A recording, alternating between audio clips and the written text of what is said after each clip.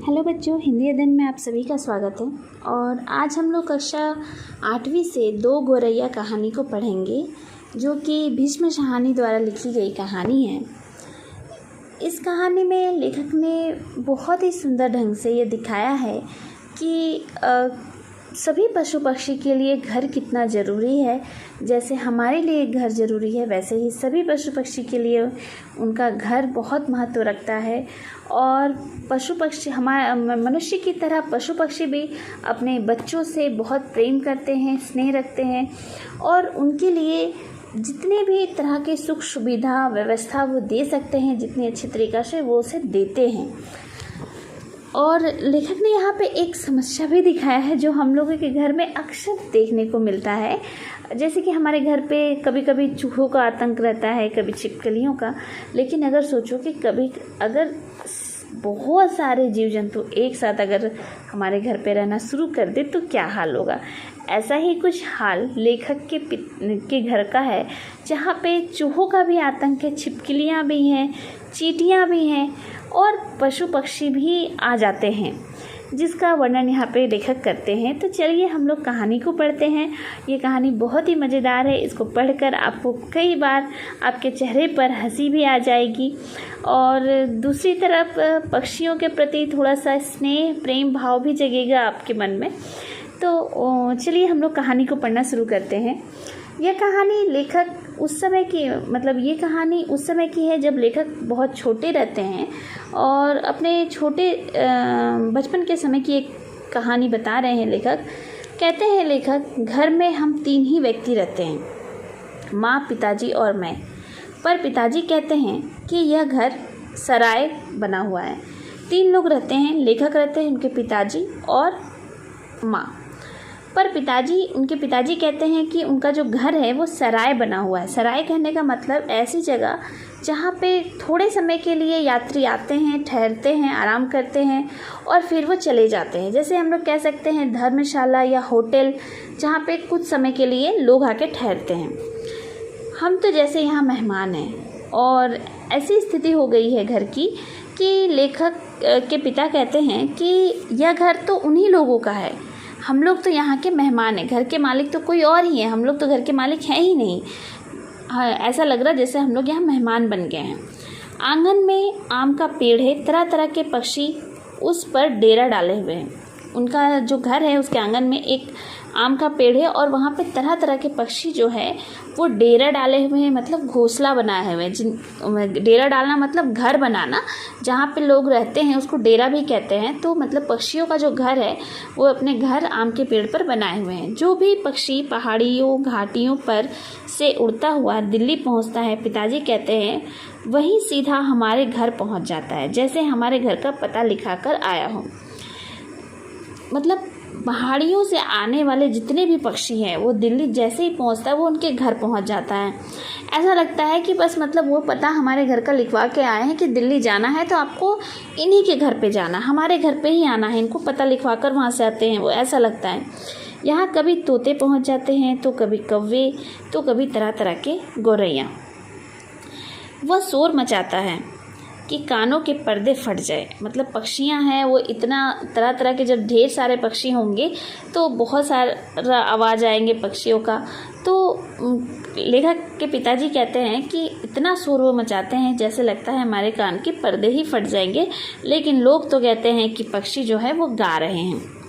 लोगों को उनका आवाज़ जो है वो गाने जैसा लगता है, लेकिन मुझे तो ये बहुत ज़्यादा शोर लगता है।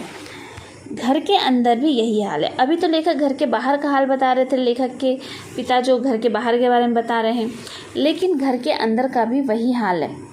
बीसियों तो चूहे बसते हैं, बीसियों मतलब 20 से भी अधिक चूहे, 20 से भी अधिक चूहे वहाँ रहते हैं। रात भर एक कमरे से दूसरे कमरे भागते फिरते।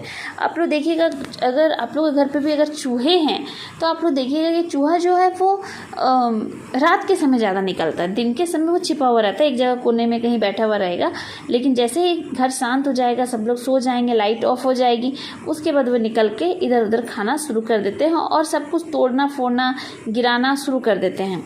वह धमा चौकड़ी मस्ती है कि हम लोग ठीक ठीक तरह से सो भी नहीं पाते, इतना वहाँ पे हल्ला गुल्ला हो जाता है। कभी कुछ गिर गया, कभी कुछ गिर गया, तो जैसे सो भी नहीं पाते ठीक से। बर्तन गिरते हैं, डिब्बे खुलते हैं, प्याले टूटते हैं। एक चूहा अंगीठी के पीछे बैठना पसंद करता है। अब इतने सारे चूहे हैं, उसमें से एक चूहा जो है हमेशा अंगीठी के पास, मतलब आग के पास, जहाँ पे खाना बनता है, जहाँ पे आग जला हुआ रहता है, थोड़ा बहुत जो उसका गर्माहट रहता है, तो उस जगह पे जहाँ पे खाना बनता है वहाँ पे जाके वो बैठना पसंद करता है। लगता है शायद वो बूढ़ा है, उसे सर्दी बहुत लगती है, इसको ठंड लगता होगा, इसलिए वो वहीं पे जाकर बैठा रहता है। एक दूसरा है जिसे बाथरूम की टंकी पर चढ़कर बैठना पसंद है। एक और चूहा है जो हमेशा बाथरूम की टंकी पर देखा जाता है कि वहीं पर वो बैठा रहता है, तो शायद उसे गर्मी बहुत लगती है, इसलिए वो बाथरूम की टंकी पे जाके बैठता है। बिल्ली हमारे घर में रहती तो नहीं, मगर उसे भी पसंद है और वो कभी कभी झांक जाती है। मन आया तो अंदर आकर दूध पी गई, ना मन आया तो बाहर से ही फिर आऊँगी कहकर चली जाती हैं।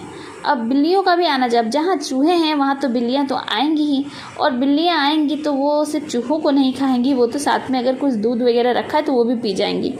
तो बिल्लियाँ भी उनके घर पे आती हैं, जो कभी कभी दूध पीकर चली जाती हैं और कभी कभी सिर्फ झाँक कर चली जाती हैं, फिर आऊँगी क्या कर।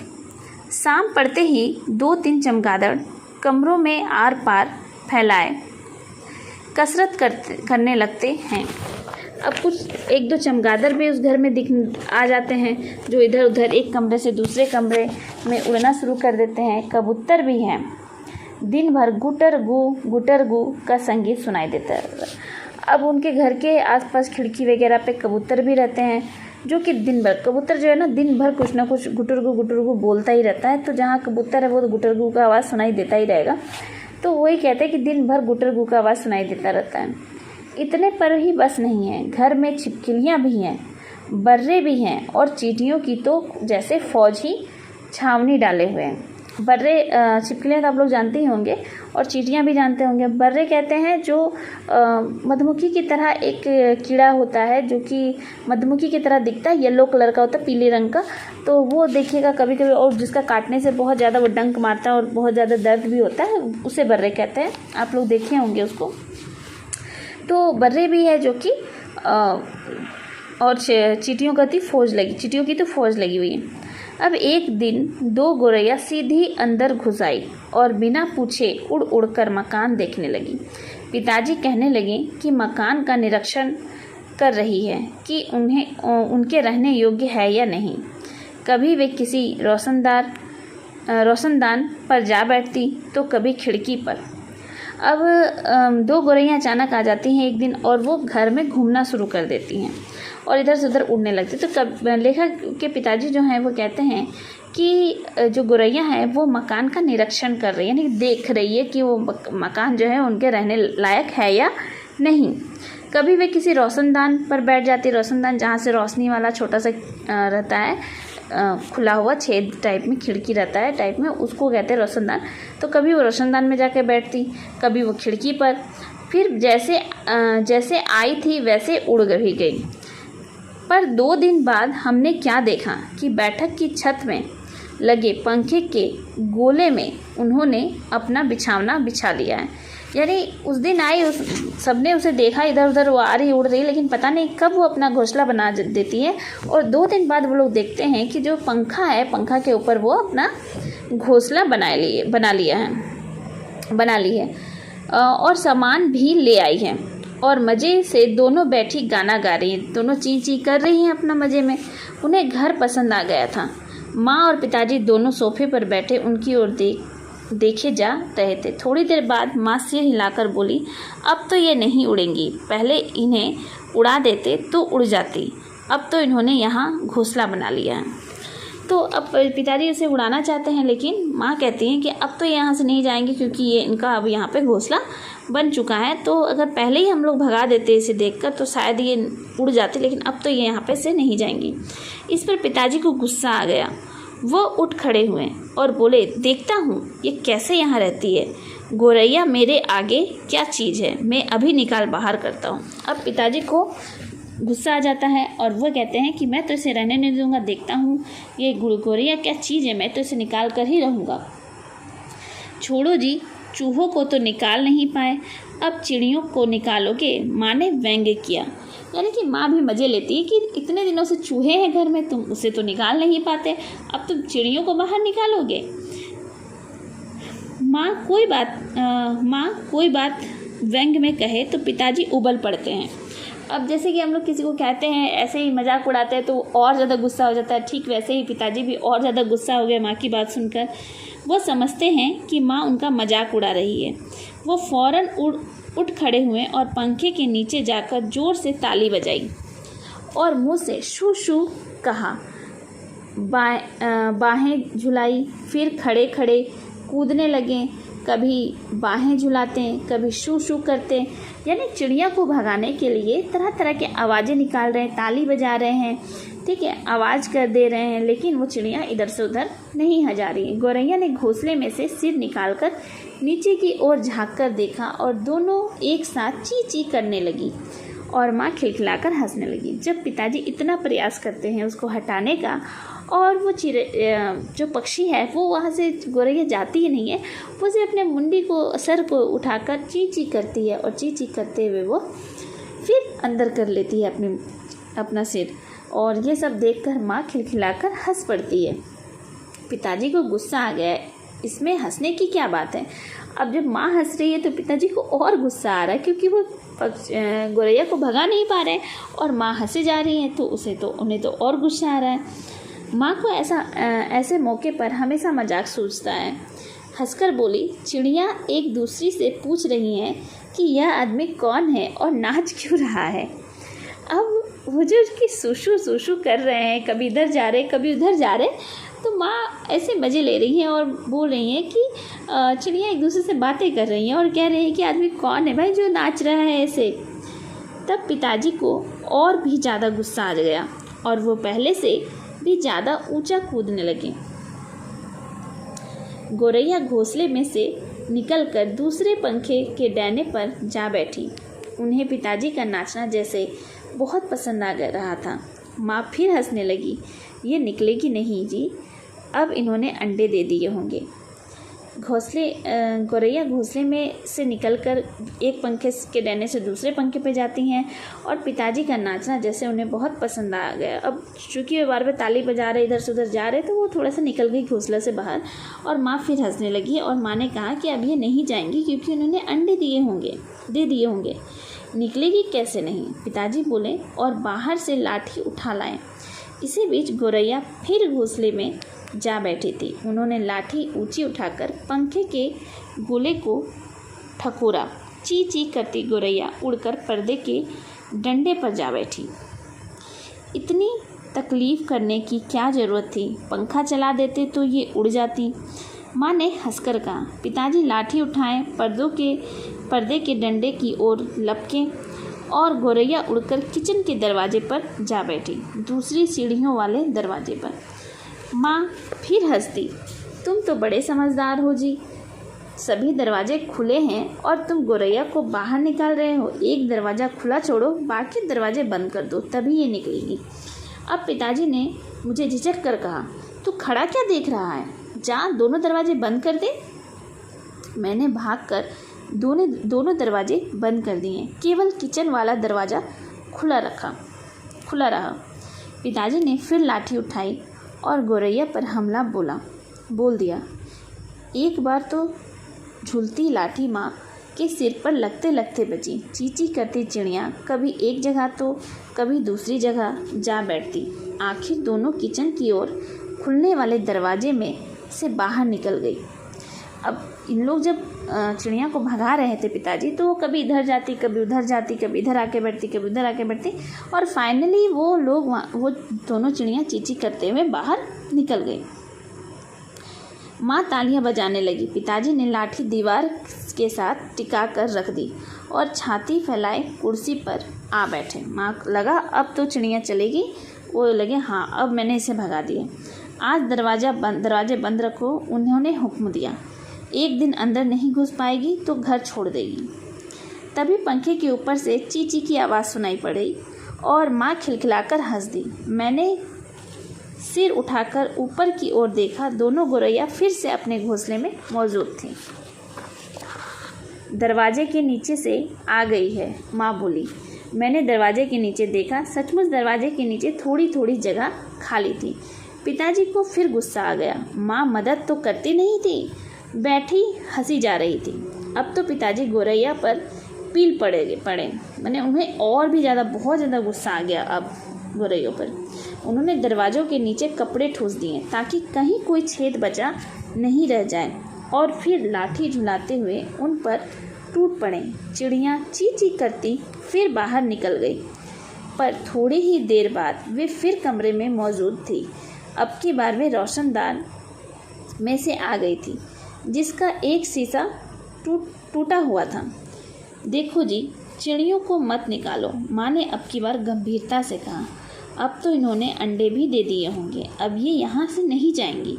माँ को समझ में आ गया था कि चिड़ियाँ अंडा दे चुकी होंगी और अब शायद इसलिए वो नहीं जा रही, और अब वो तो यहाँ से जाएंगी भी नहीं।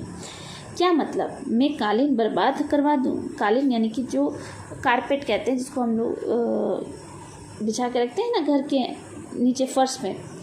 तो अब तो कालीन तो कहते कि तो क्या करूं, मैं कालीन को अपना गंदा होने दूं? पिताजी बोले। कुर्सी पर चढ़कर रोशनदान पर कपड़ा ठूस दिया और फिर लाठी झुलाकर एक बार फिर चिड़ियों को खदेड़ दिया। दोनों पिछले आंगन की दीवार पर जा बैठी। इतने में रात पड़ गई।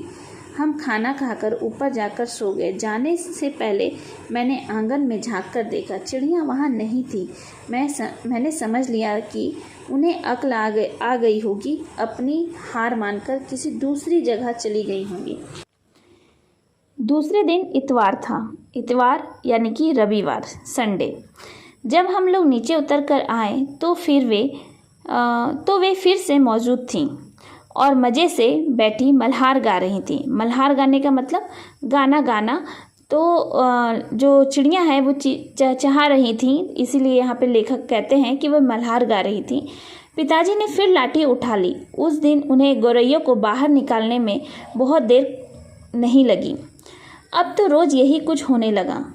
दिन में तो वे बाहर निकाल दी जाती, पर रात के वक्त जब हम सब सो रहे होते तो ना जाने किस रास्ते से वे अंदर घुस आती। पिताजी परेशान हो उठे। आखिर कोई कहाँ तक लाठी झुला सकता है? पिताजी बार बार कहे, मैं हार मानने वाला आदमी नहीं हूँ। पर आखिर वो भी तंग आ गए थे। आखिर जब उनकी सहनशीलता चुक गई तो वह कहने लगे कि वह गौरैयों का घोंसला नोचकर निकाल देंगे, और वह फौरन ही बाहर से एक स्टूल उठा लाएं। घोंसला तोड़ना कठिन काम नहीं था। उन्होंने पंखे से नीचे फर्श पर स्टूल रखा और लाठी लेकर स्टूल पर चढ़ गए। किसी को सचमुच बाहर निकालना हो तो उसका घर तोड़ देना चाहिए, उन्होंने गुस्से से कहा। जो लेखक के पिताजी है, उन्हें इतना गुस्सा आ गया था, और गुस्सा में ही वे कहते हैं कि अगर किसी को घर से निकालना हो तो सबसे पहले तो उसका घर तोड़ दो। घोंसले में से उनके अनेक तिनके बाहर की ओर लटक रहे थे। गौरैयों ने सजावट के लिए मानो झालर टांग रखी हो। पिताजी ने लाठी का सिरा सूखी घास के तिनकों पर जमाया और दाईं ओर को खींचा। 2 तिनके घोंसले में से अलग हो गए और फरफराते हुए नीचे उतरने लगे। पिताजी अब उनका घोंसला तोड़ना शुरू कर देते हैं, और लाठी से जैसे ही वो घोंसला तोड़ना शुरू करते हैं, 2 तिनका उसमें से निकलकर वो नीचे गिर जाता है। अब माँ जो है वो फिर से मजाक करती हैं और कहती हैं, चलो 2 तिनके तो निकल गए। माँ हंसकर बोली, अब बाकी 2000 भी निकल जाएंगे। यानी कि जो इतने तिनकों से घोंसले बना है, इतने तिनकों को जोड़कर जो गौरैया है उसने अपना घोंसला बनाया, तो तुमने 2 निकाल लिया तो बाकी 2000 भी निकल जाएंगे। तभी मैंने बाहर आंगन की ओर देखा और मुझे दोनों गौरैया नजर आईं। दोनों चुपचाप दीवार पर बैठी थी। इस बीच दोनों कुछ दुबला गई थीं। तो चूँकि अब वे दिन भर तो बाहर रहती थी और उन्होंने अंडे भी दिए थे, बच्चे भी उनके हो गए थे, तो और वो अंदर आ नहीं पा रही थी, उनको चिंता भी थी अपने बच्चों का, तो शायद इस कारण से वो थोड़ी सी दुबली हो गई थी। कुछ कुछ काली पड़ गई थीं, अब वे चहक भी नहीं रही थीं। अब किसी का जब घर टूटेगा तो वो कैसे खुश होगा। तो ये सब देखकर चिड़िया जो है, वो जो गौरैया है, वो बहुत शांति से वहाँ पे बैठी हुई थी और कुछ भी नहीं बोल रही थी। अब पिताजी लाठी का सिरा घास के तिनकों के ऊपर रखकर वहीं रखे रखे घुमाने लगे। इससे घोंसले के लंबे लंबे तिनके लाठी के सिरे के साथ लिपटने लगे। वे लिपटते गए और घोंसला लाठी के इर्द गिर्द खींचता चला आने लगा। फिर अब खींच कर लाठी के सिरे के इर्द गिर्द लपेटा जाने लगा। सूखी घास और रुई के फाहे और धागे और थिगलियाँ लाठी के सिरे पर लिपटाने लगी। जितने चीज़ों को जोड़कर जो गौरैया है उन्होंने अपने तिनका बनाया था, अब वो बिल्कुल उजड़ने लगा। रुई था, धागा था, वो सब मिलाकर उन्होंने अपना घोंसला बनाया था। तभी सहसा जोर की आवाज़ आई, चीची चीची।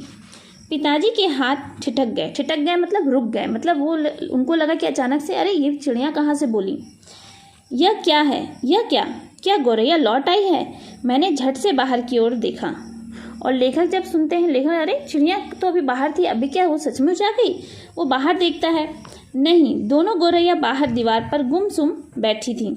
चीची चीची। फिर आवाज़ आई। मैंने ऊपर देखा, पंखे के गोले के ऊपर से नन्ही नन्ही गौरैया सिर निकाले नीचे की ओर देख रही थीं और चीची किए जा रही थीं।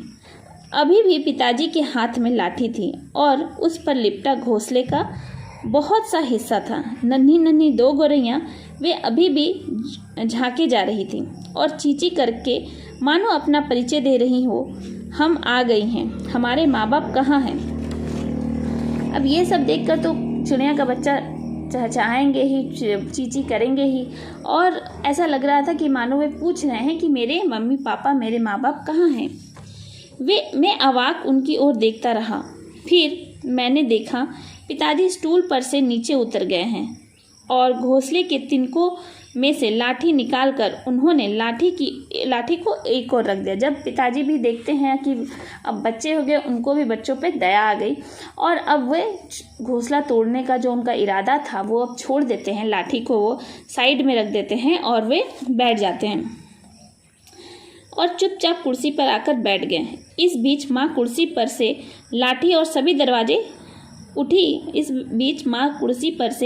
उठी और सभी दरवाजे खोल दिए। नन्ही चिड़िया अभी भी हाफ हाफ कर चिल्लाए जा रही थी और अपने माँ बाप को बुला रही थी। उनके माँ बाप झट से उड़कर अंदर आ गए और ची करते उनसे जा मिले और उनकी नन्ही नन्ही चोंच में चुग्गा डालने लगे। चुग्गा मतलब दाना डालने लगे। माँ, पिताजी और मैं उनकी ओर देखते रह गए। कमरे में फिर से शोर होने लगा था, पर अब की बार पिताजी उनकी ओर देख देख कर केवल मुस्कुराते रहे। यानी कि पिताजी को भी अब चिड़ियों पर दया आ गई थी और वे जो अभी तक उन चिड़ियों के घर हटाने के लिए जो कोशिश कर रहे थे, चिड़ियों को भगाने के लिए, गौरैयों को, अब वे हार मान चुके थे और उनको दया भी आ गई थी उनके बच्चों पर। इसलिए वे अब उनको भगा नहीं रहे थे और वो चुपचाप से बैठकर उनको देख देख कर मुस्कुरा रहे थे। तो बच्चों, ये कहानी यहीं पे समाप्त होती है। इस कहानी के माध्यम से लेखक हमें कहना चाहते हैं कि जितने भी जीव जंतु हैं उन सब का इस पृथ्वी पर रहने का समान अधिकार प्राप्त है। तो हमें कोई अधिकार नहीं है कि हम किसी भी जीव का घर तोड़ें और उन्हें रहने ना दें इस पृथ्वी पर। इसलिए लेखक बार बार कहना चाहते हैं, दिखाना चाहते हैं यहाँ पे कि हर जीव जंतु अपने घर से प्रेम करते हैं, अपने बच्चों से प्रेम करते हैं। तो हमें चाहिए कि हम जितना हो सके हम अपने तरफ से भी उन्हें वो सुविधा प्रदान कर सकते हैं, तो हमें करना चाहिए ताकि वे जीव जंतु भी अच्छे से रहे, उन्हें खाना खिलाएं, उनके घर ना तोड़े। तो इस तरह से कई काम हम करके उन्हें सुविधा प्रदान कर सकते हैं, तो हमें यह सब करना चाहिए। तो बच्चों, अगर आपको यह कविता पसंद आई हो तो इसे लाइक और सब्सक्राइब ज़रूर कर दीजिएगा। तब तक के लिए धन्यवाद।